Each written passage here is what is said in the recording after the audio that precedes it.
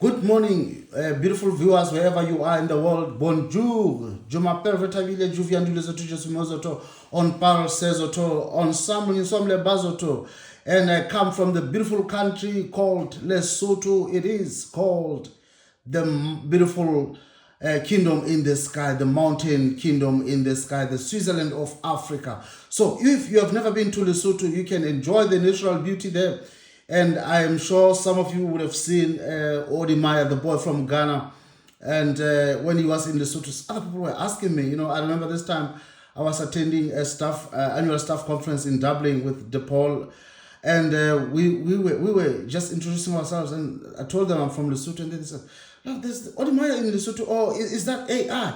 I said, "You guys, that's real. I come from a very high altitude country in Lesotho, so it makes it so possible for us to have such high volumes of snowfalls. Like, so you guys, today I'm not alone. If you've never been to Lesotho, please, you see these colors of Lesotho here.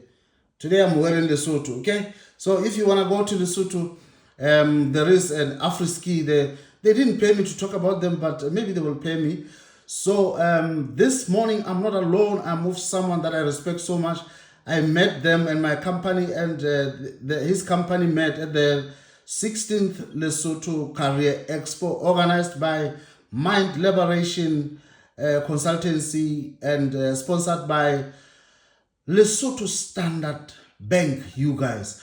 So ntate ke a o amohela ditshebeletsong tsa rona tsa letsatsi la kajeno tsa dipuisano ntate. Feel free to speak in English or speak in Sesotho because this is both our official languages in Lesotho. These are both our official languages, so just feel free. And now my viewers would want to know, who is this guest in the studio? How do you answer this question? Who is this guy? Thank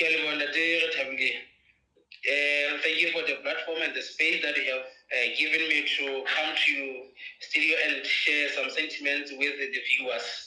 Tjale. I am the counselor by profession. I have just graduated from the National University of Lesotho under the program of spiritual care and counseling in the year 2025, in September 2025.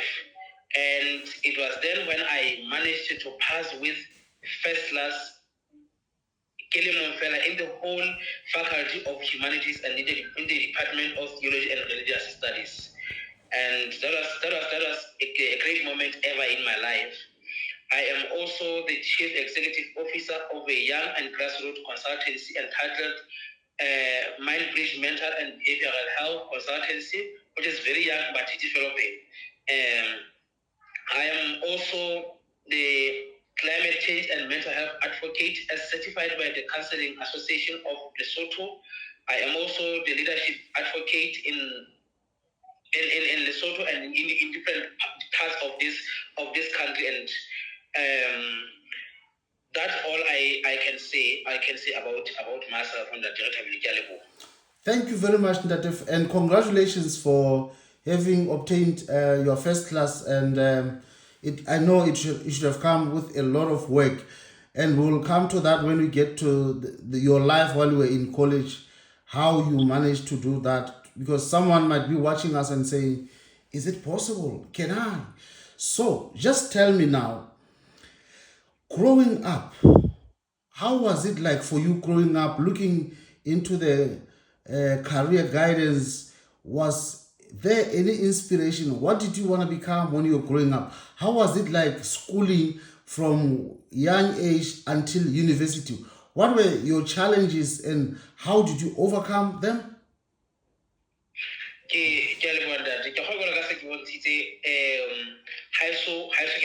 I grew up from Matlameng, which is very a rural kind of place there.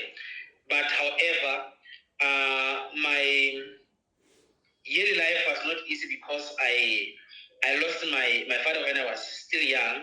But however, I thank my mom because she's the one who managed to be there for me when I was growing and becoming the I am today. So that inspired me a lot because she had been the center of my own strength, because every time when I was angry, I was not good, I was not in good mood, I would consult and talk to her. And so that became a very good kind of motivation, so much that it helped me to sustain my primary level and my high school level. And so much that I managed to work hard ever since I was in primary up to tertiary. I worked so hard because in my primary level, I managed to pass with first class. In high school, Form C, I managed to pass with first class. And Form 5, I managed to pass very well, which was also an inspiration for me, because time and again, when I go back home, she would give me the sense of belonging, motivate me that you can do it.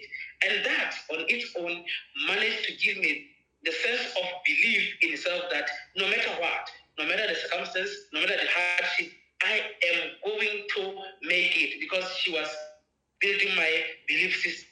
Hence, I managed to make it at university, because I used to call her, come back home, and have some sort of that therapeutic conversation with her. That inspired me a lot, because she has always been there for me. Even my high school teachers, my tertiary teachers, my primary teachers have always been there for me, and I want to thank them in a very special way. Yeah, thank you very much. That's so beautiful to learn that passing by first class at the university didn't just come to you by chance. That is something that you are used to from your early age. What pass did you get in your high school living set? I was doing seven subjects, if I can recall very well. But however, I managed to come up with B's, except for in mathematics, because by the way, I'm not good in mathematics. But it's not a definition that I want to give to myself that I am not good. But mathematics is something that I don't go well in it. But in all these subjects, I managed to pass very well with B's, all of them. So you got a first class. I got a first class, let me say that. Oh, lovely! Congratulations, Ndate Tjale. I think it was good to talk to you because I would have been pronouncing your name very wrongly, and my apologies to that. Ndate. So now tell us, Ndate Tjale. Now you are at the University of Lesotho. Who or how did you get to? How easy or how did you get to choose the career path that you followed? Having explored my life so deep and understanding where I come from, I found it very relevant to choose counseling and to become the counselor, because I have seen the context that I'm coming from, which I mentioned that I'm from Matame, which in fact is a very radical kind of place whereby people, you can sense a number of issues: gender-based violence, drug abuse, young people losing hope, people are not interested in academics, which is schooling, people are and early child pregnancy, early child marriage. So I thought choosing this career would be a helpful kind of career, because the consultation that I'm thinking about is not far from Matame. That says I have decided to come back home and solve the same problem that I have identified when I was young, so much that I could be a helpful kind of tool to the same village I'm coming from. So even when I was in high school, I enjoyed some sort of courses which the subjects which are theory oriented, psychology oriented, not this one of mathematical kind of a subject, being it accounting, chemistry, I didn't enjoy them so much. I enjoyed some of them they are theoretical. Hence, I opted for psychology. And when I was in high school, I used to see young students being bullied by the others. I used to see young students being thrown into gangs by same people, going through a lot of peer pressure. So I said to myself, how can I solve this problem? Because I have identified it. And therefore, that's the mandate of why I managed to go for counseling. Okay, thank you very much. Did you get inspired by anyone to follow this career path? Did anyone come to talk to you to say, this is one of the options? Or how did you learn about it, that there is something that's called counseling at the University of Lesotho? Oh, thank you so much, Retha-Billy. Maybe I once went for Career Expo from whence I have identified that, National University of Lesotho is offering this course. And therefore, this has been the course that I have been looking for. And I have consulted a number of people, and in this context, I want to mention Ndade Setomulebe, who is a counselor in profession, by the way, prior to his teaching,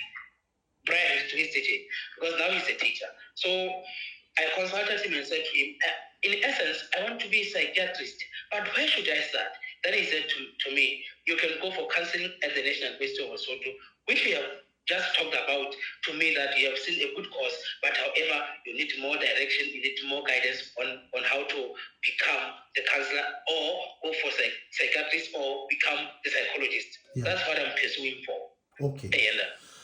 So thank you very much, because now it answers the question of children.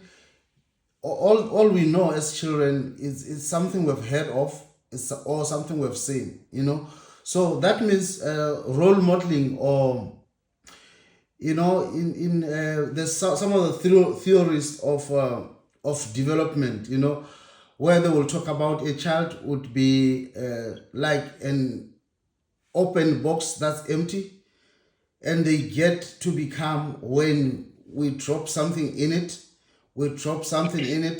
so the significant others, the agents of socialization, as you know, stuff like that, they keep making people shaping their identities. Of course, the personality would be heritable, would be something that's innate, personality traits.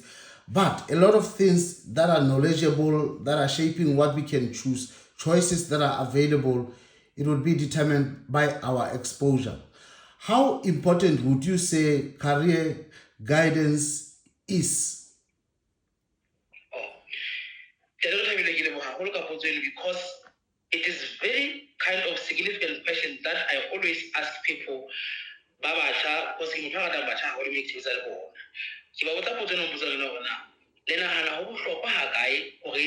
Before we can apply to any university, we go for Career Expo, or we go and explore the careers that we want to choose.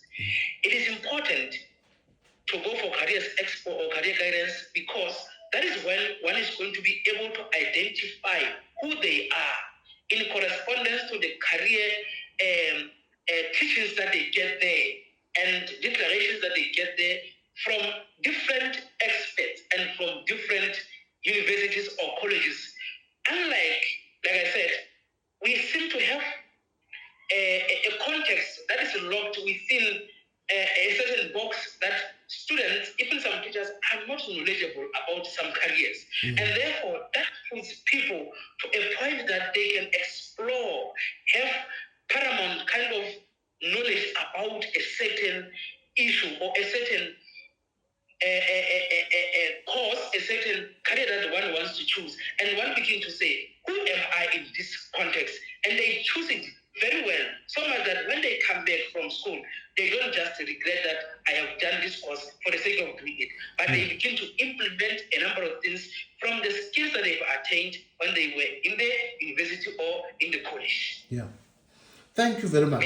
So it means it is very important, because during this expo, during the time that I started operating now at this level of being a chief executive officer of this great company, I realized that a lot of times students are listening to their parents or to their teachers who are very little exposed to what's available out there in the world. They are instilling in the children to say, you have to become this, or you can become. They are all about that. Unfortunately, I'm just going to say it like it is. A lot of students have declined our scholarship because their parents have said, because you have passed this well, you need to become a medical doctor. You need to become a data scientist. You need to become an engineer. So we are saying, what is that title going to do for the student? Is it about making money, or is it about the pride of a title? I know there are students who did very well and they ended up teaching, not to say teaching is bad, but teaching in their own high schools because they are not employable anywhere. They have done all the actuarial science, but in Lesotho, what do you do with actuarial science? So that question, I want to challenge people to say, people, Are you all about what I want to become? Or are you considering what makes money? What do you want? Is it money or is it the title? I just want to put it to you. What? Because I see a lot of, this is the observation. The number one student in the country, what's his name again? Katiba. We talked to him. Katiba, he was interviewed by Melody. And this is a public space issue. We are not criticizing anyone, but we are airing our opinion. Katiba says, I want to become a mathematician. In Lesotho, what would a mathematician do? Obviously, teach him mathematics. Because what can you do with your pure mathematics in Lesotho? I'm not criticizing Katiba. I'm just saying others that follow him should answer this question beyond what you want versus what is needed and what is marketable in the job market in the region where you live, or look at abroad if you want to eventually go abroad. If you want to go abroad, then why don't you come and study abroad? You see, because you are exposed to your little country and you are having your decision based on people who have only a limited exposure of what's out there in the world. I'm sorry to say this. And then you are making a mistake. I've seen people who do BSc only to go and teach chemistry in their high schools. So it is very sad. A student has got top 1. They go do BSc. They only come back to teach mathematics at high school. Other students that got second class are flying in Europe and the rest of the world. They are studying, making money because they were not about a title to say, I need to become the first mathematician. What will that do for you that you are the first mathematician? Will that give you money? Will that help your family? Will that help your country? Will that help your community? So I don't know what your take could be, because I've seen another student decline. They say they are going to do data science. So tell us, we have seen students come here in this country to study data science. At the end of it all, they go back home because it's not, maybe let's not say it's not a critical skills, but they found it even difficult to make it with data science here in Europe. So imagine if you do data science and then you go to Lesotho. What is going to happen of you? Are you not going to find yourself just teaching people how to analyze data for small research programs? Can you make a good living out of this things? So I am challenging everybody. When you do career choice, don't base it only locally. Also base it internationally. Have an international perspective, because you are taking something from your teachers. They know only what they would have heard, what they would have said. They're going to tell other students that come after you to do data science. They're going to tell other students that come. So students are declining scholarships in that day because they say, I want to be this. But because we respect them, we don't even challenge them. I'm just doing this to help others that come after them. To say, guys, don't go beyond. I wanted to become a medical doctor, but the money I'm making is more than that, the one I would make with me being a medical doctor. So that's one I said now. What comes first, the money or the title? I understand the sense from where you are asking your question, because it's critical in Lesotho to choose career, because you find that people, particularly students, are not following their hearts and their minds to choose. Like you said, they are following, mostly of us are following our teachers' interests, our parents' own interests. And that, to a greater extent, is limiting us. And I have seen a number of people, like you said, dropping from BSc General at the National Base of Law. A number of them dropping because they were not capable to push it to the point where they wanted to be, because they were not given. This is not their own thing. They are not passionate about it. They are not here for it. They are here for somebody's own agenda, not their own agenda, as students. And you find that when they come back, they are unable to implement the skills that they have. attained there. Yeah. Hence, we talk about unemployment. Is it unemployment or is it about bad career choice? It's high for debate, that one. And you are asking another question: is it about title or is it about money? We are not in a good position to say we are making money. It's about title. Education is about title.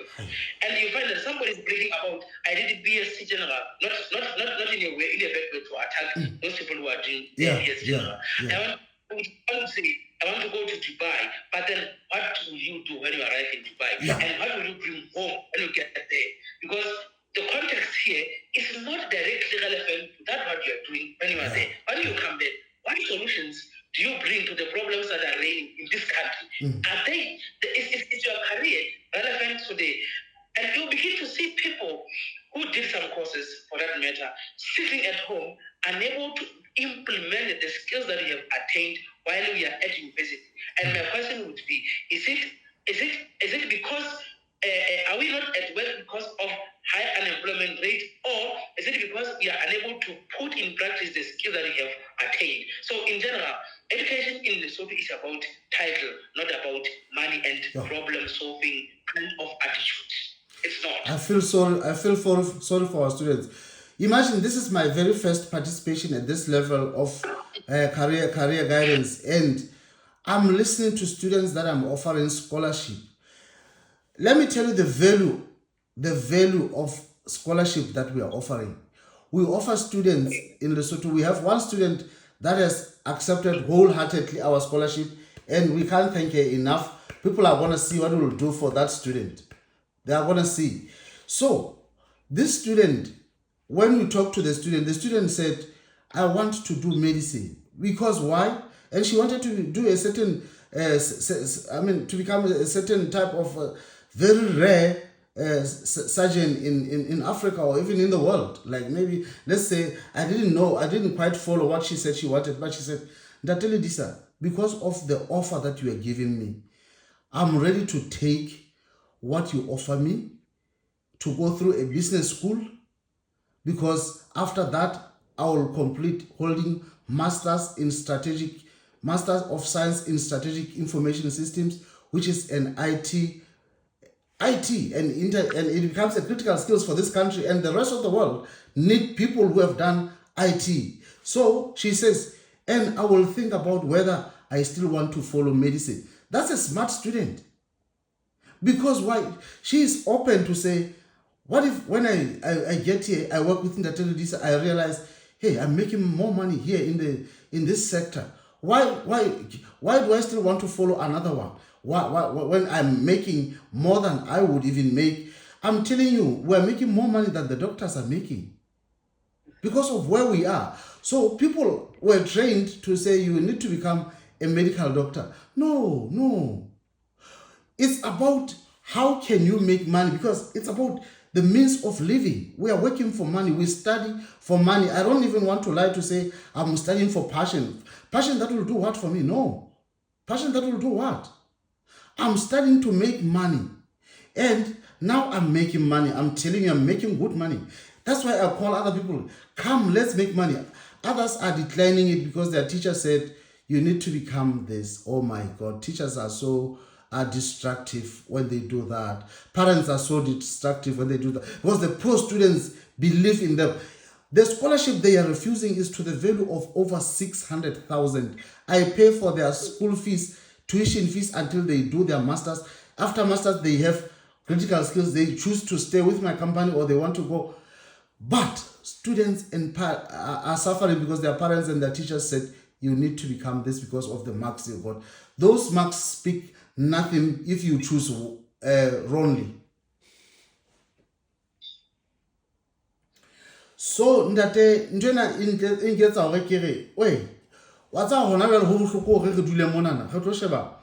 The student that we brought here, we gave them scholarship, is ranking number 8 in the country.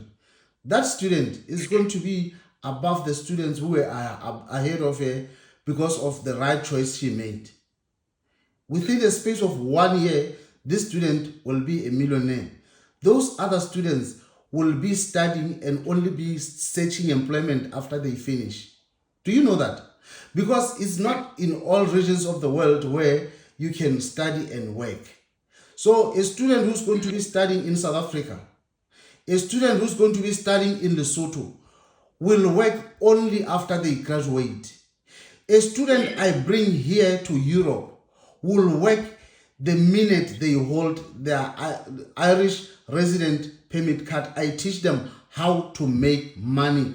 They are able to build a beautiful house for their parent back home. They are beautiful to support their parents and their siblings. They are able to sponsor a business for their family to make sure their family is independent economically. So watch the space for this only one student that accepted our scholarship. And by the way, we have closed. I don't want to talk after this and people now start to accept our scholarship. We're going to close it.